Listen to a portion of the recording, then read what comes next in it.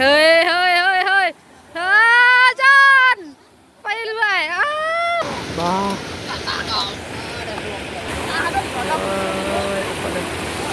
ความลำบากมันสิรอดบ่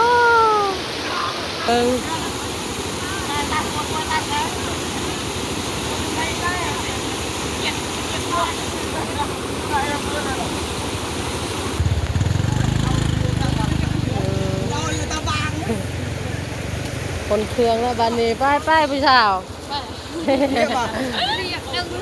เว้อเรารู้ไหวมูนี่ไหวเบิ่งเขากระลายเนาะ2-3 เป่าพุ่นน่ะก็ได้แบกให้นี่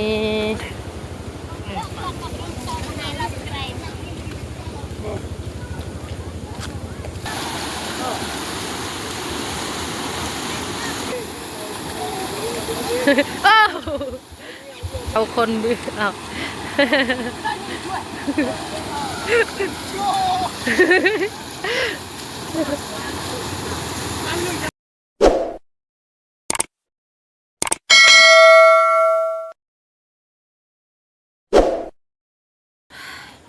ปิดภาพมาทางนี้ทุกคนเลยเนาะ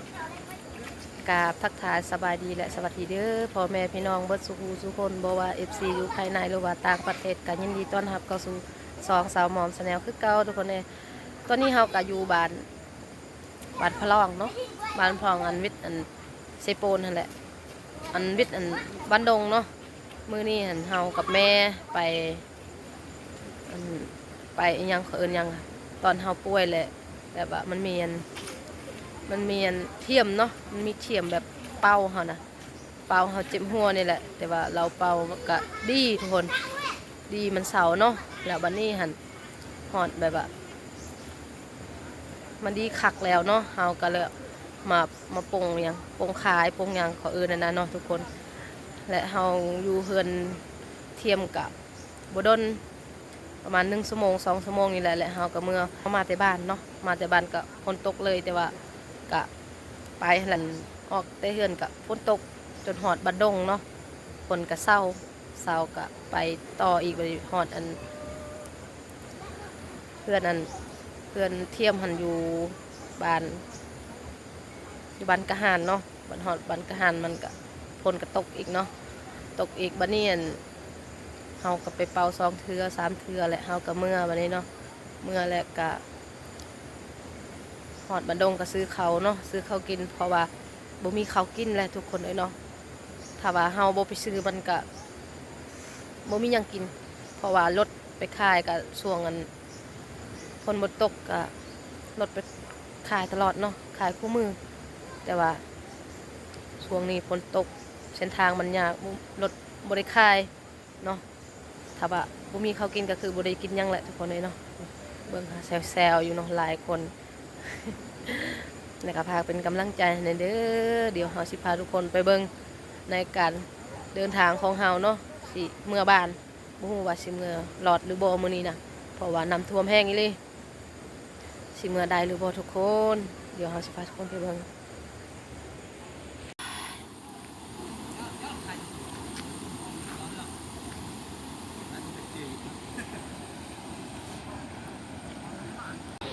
นี่แหละทุกคนเนี่ยเนาะแม่สตาเราขายเครื่องเนาะมาเอาอยู่บ้านดงนี่แหละเบิ่งมีเบียร์มีนมเนาะเบียร์กับลายแก๊สเลยเราซื้อเนาะเพราะว่าซื้อก็มันขายดีไหมตอนเพราะว่ามื้ออื่นมันมีเขาเจ้ากินนั่นข้าวใหม่เนาะเอ้ยหิวข้าวแล้วหิวข้าว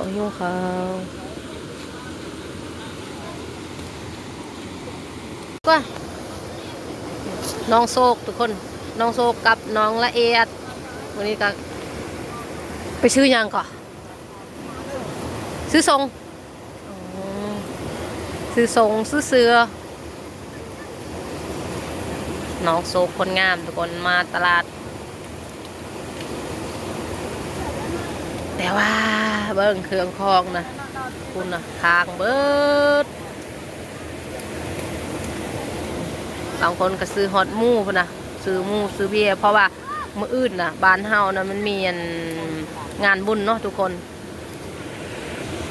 มันมีงานบุญเขาเจ้ากินข้าวใหม่เนาะกินข้าวใหม่เขาเจ้าก็ซื้อหมูซื้อหลายอย่างนั่นแหละ เครื่องนานน่ะเข้าเจ้าทุนเนี่ยชาวลูกซื้อลายแทนผู้สาวนี่ซื้อทรงซื้อเสื้อได้ขายหน่อไม้แห้งก็ซื้อเนาะ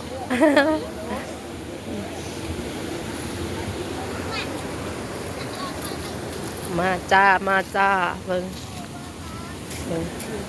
เขาเจ้าซื้อเขาวพร้อมเนาะ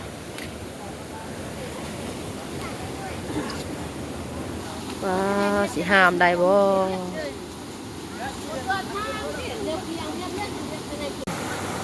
สภาพน้ำทุกคนเอ้ยสิเมื่อใดบ่หิวข้าวก็หิวข้าว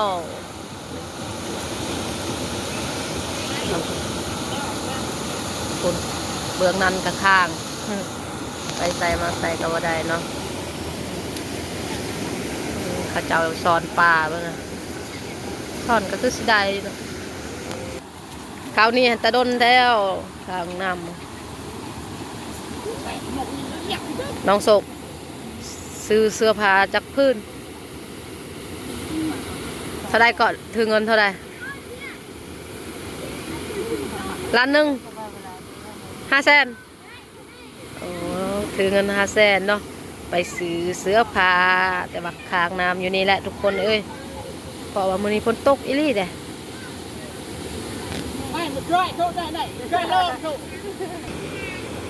ได้แล้วทุกคนเลยบ่ฮู้ว่าสิจักโมงสิน้ำสิลง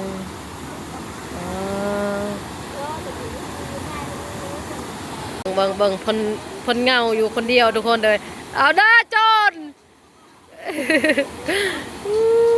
เบิ่งเพิ่นบ่อยากอยู่คนเดียวเนาะเฮ้ยจนไปเรื่อยอ้าว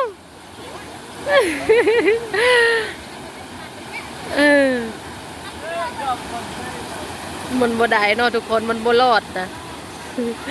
เราอยากลองไป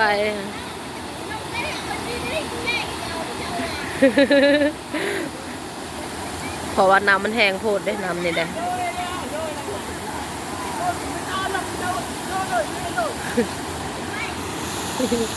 อยู่คนเดียวแล้วมันเงาเบิ่งอะเราอยู่เบื้องหนึ่งแล้วเนาะเราบาสิขามมานี่แต่ว่าขามบ่ได้ซ้ำทุกคนเอาลองบ่ไหวเอาเบิ่งเอาง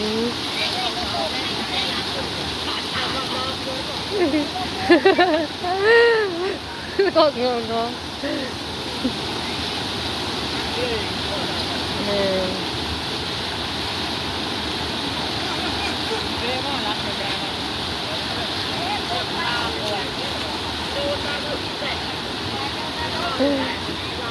น้ำมันลงแล้วทุกคนเลยเนาะเมื่อกี้นี่นะนี่ยังอยู่นี่ฮะมาอีก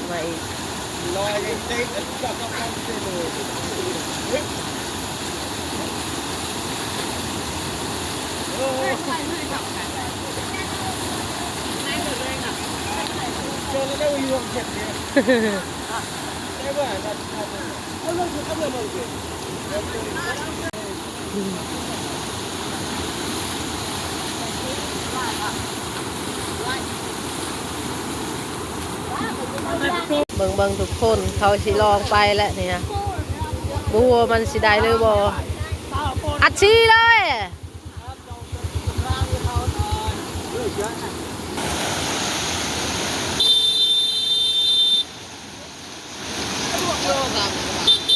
แซวอยู่ว้ายเนาะนายละยุกเจเอาไปเอาแค่ใช่ค่ะโอ้ยยังเบิ่งเขา4-5 คนทุกคนเลยบ้า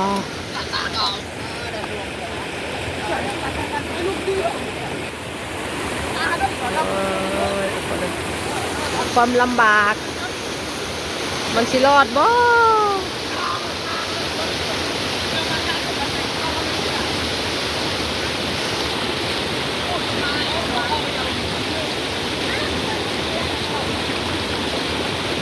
รอดบ่รอดบ่รอดบ่คนคือสิเมื่อยคักแหละมื้อนี้ห้ามรถเนาะตัดเข่าพร้อมทุกคนเลยบางคนก็คือมันคือฮอดเข่าเนาะบางคนก็คือเครื่องถ่ายโอ้ยได้แล้วสำเร็จแล้วคันหนึ่ง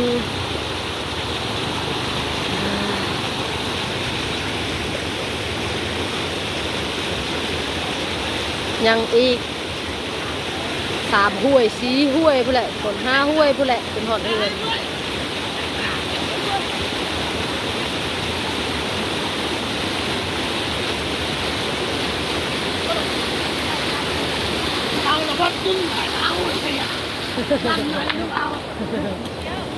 เออ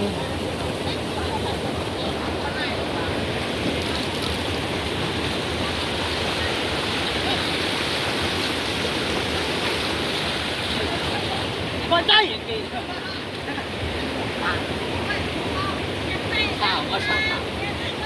้ละกูบาร์เจ้าจะให้ผู้เว้ยเรื่องบาร์การใช้ได้แค่ผู้เดียวอันเจ้าพี่ใช้ไม่ได้เอาเฮ้ยเจ้าเนาะเฮ้ยเจ้ารถเจ้าอ่ะ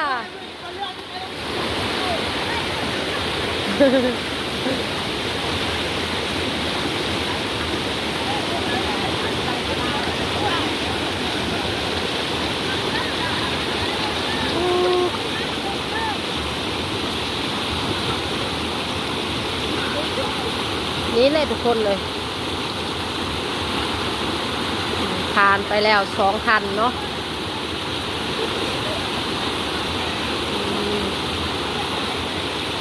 อย่าตกอีกเด้อคนถ้าคนตกอีกนี่นะโอ้ทุกคนเลยมันน่าจะน้ำลายกว่านี้อีกนะ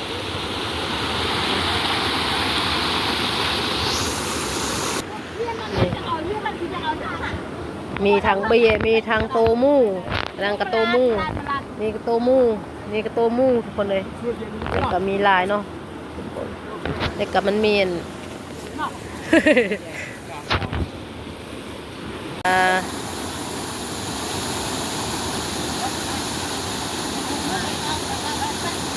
3 ขั้น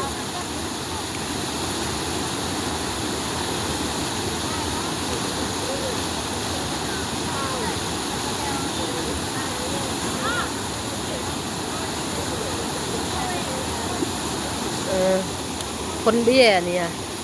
มันเป็นเก็ดเบี้ยเนาะเพราะว่าเมื่ออื่นกับอันกินข้าวใหม่คนในหมู่บ้านก็แบบว่าจำพี่เนาะทุกคนจำแบบว่าจำฮีตตามของประเพณีนี่แหละแล้วก็ซื้อเบียร์สลมสลองเขาใหม่กินเขาใหม่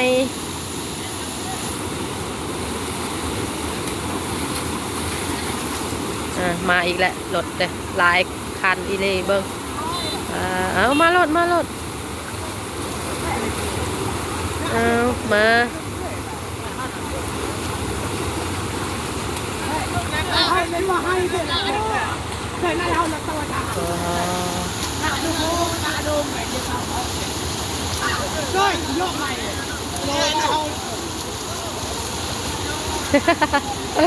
มาโหลด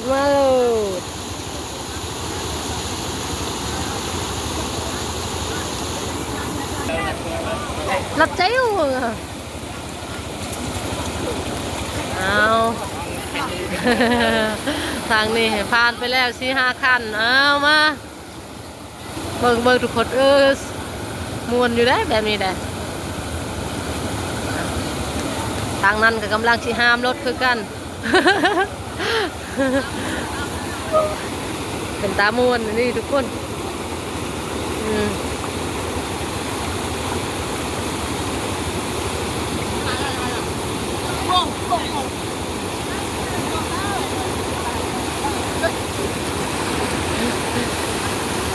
cắm nào kìa cái hay cắm nào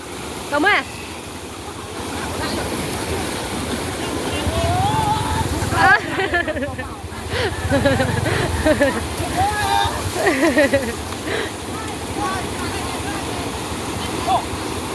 าชาจีไหมมา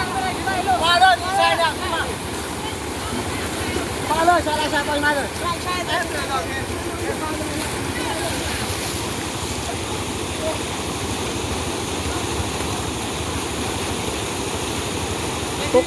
ปกติกับบ่อยากแบบว่าบ่มีไผดอกว่าที่อยากออกอันบันดงนะทุกคนเลยเพราะว่ามื้อนี้ก็คือว่าหั่นแหละเนาะเขาเจ้าแบบ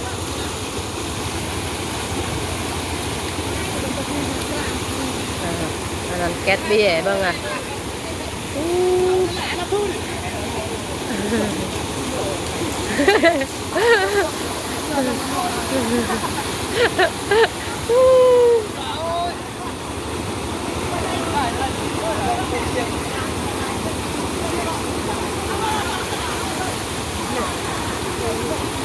ใช่พี่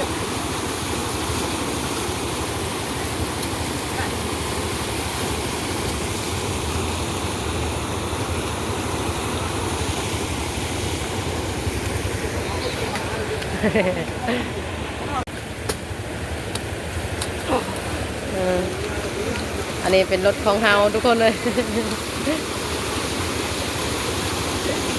เอาทางนั้นก็มาคือกันเบิ่ง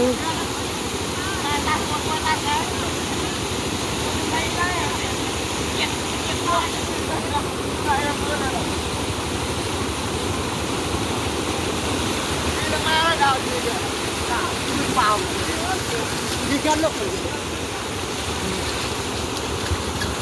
ย้อนเยอะสุด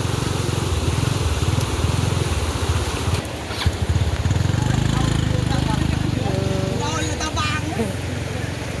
คนเครื่องแล้วบัดนี้ป้ายผู้สาว เรียกว่า เว้อ เรารู้ไหวมูนี่ไหวมูไหวที่ใต้หมดเลยใต้เลยเอาแต่ที่บ้านเลย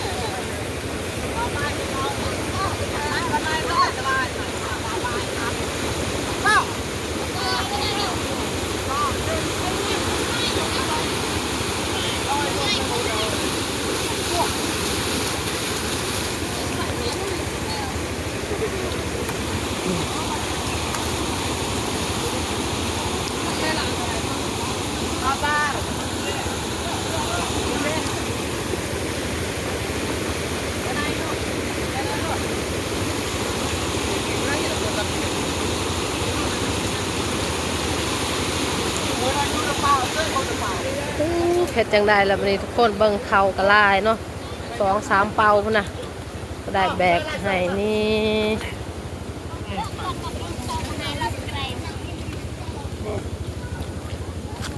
ตอนน่ะอยู่ไหนเลยค่ะ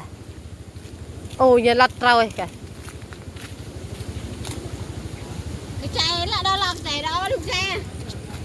hả แล้วเดาให้ไป anh ấy làm cái này cơ mà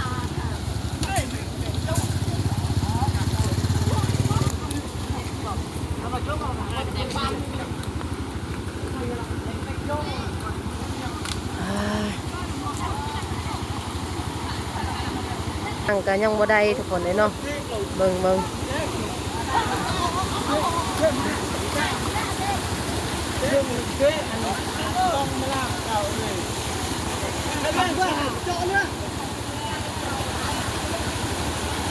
อ้าวอองลูกเลย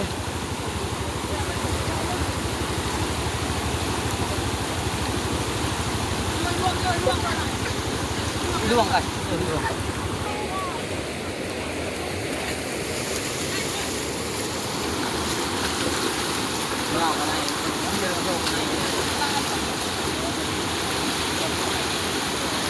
ก็หิวข้าวจนกระโตสั้นแล้วทุกคนเลย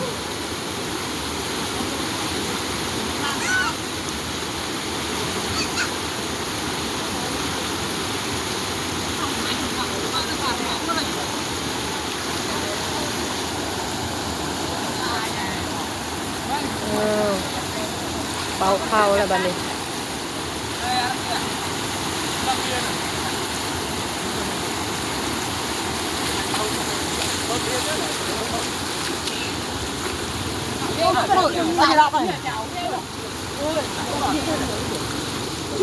đây rồiเอาแซ่บอีก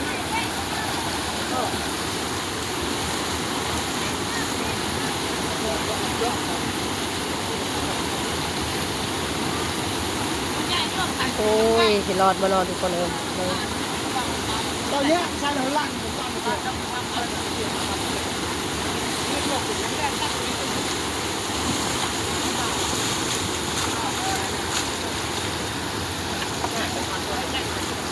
อะไรกันล่ะเราเลิกใช่แล้ว ในนี่ค่ะ ลงน้ำก่อนลงเอาลง อ๋อ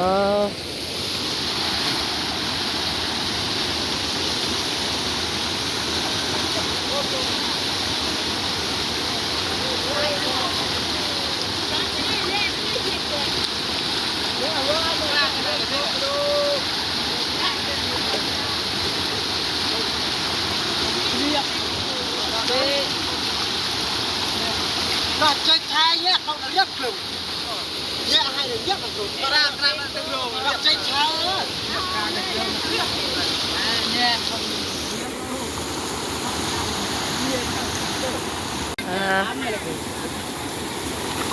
วิทย์แล้วบัดนี้ทุกคน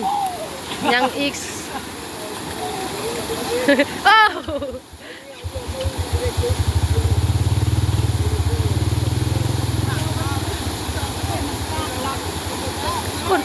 คุณหลักหนาวหนู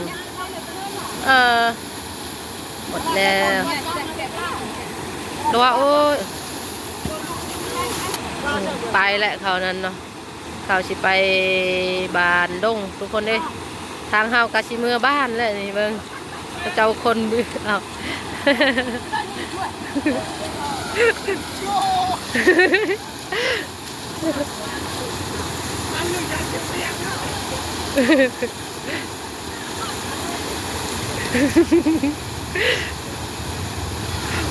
ความลำบาก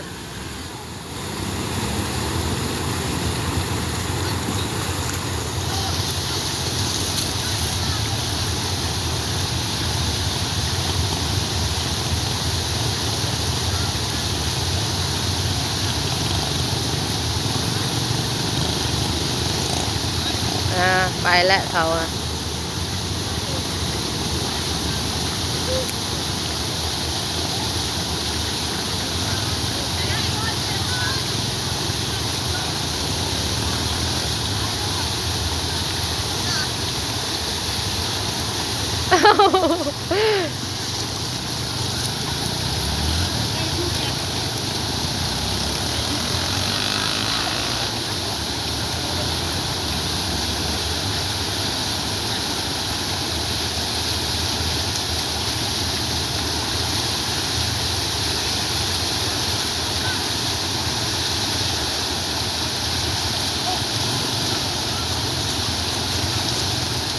อ้าวจู้กันเลยสิได้มือหอดใส่เด้คนเพราะว่ายังอีกหลายห้วยเนาะ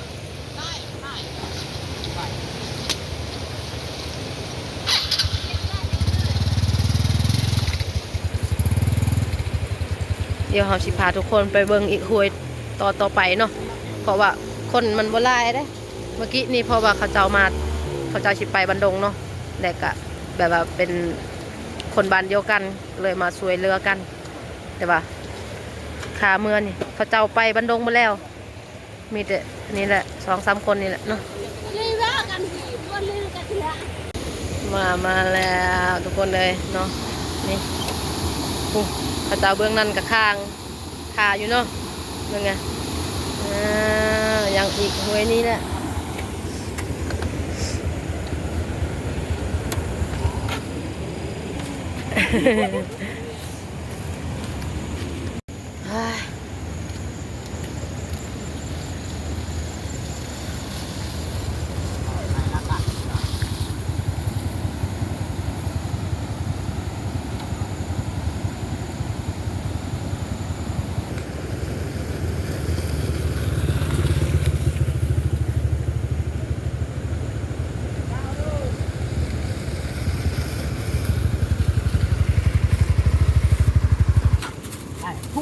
กันนะ สติงว่ะ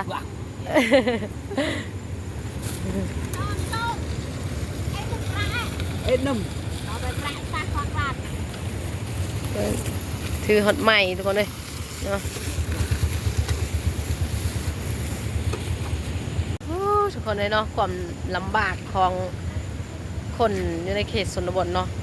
แบบว่าโอ้ถ้าว่าแบบนี้ถ้าว่าเขาเจ็บเขาป่วยหนักเนาะเวลาเขาไปโรงพยาบาลคือสิตายอันตามทางแหละทุกคนเลยเนาะเพราะว่าค่าน้ำท่วมเนาะขนาดอันนี้มาซื้อเครื่องมาซื้อของซื้อๆไปบ่ได้ซ้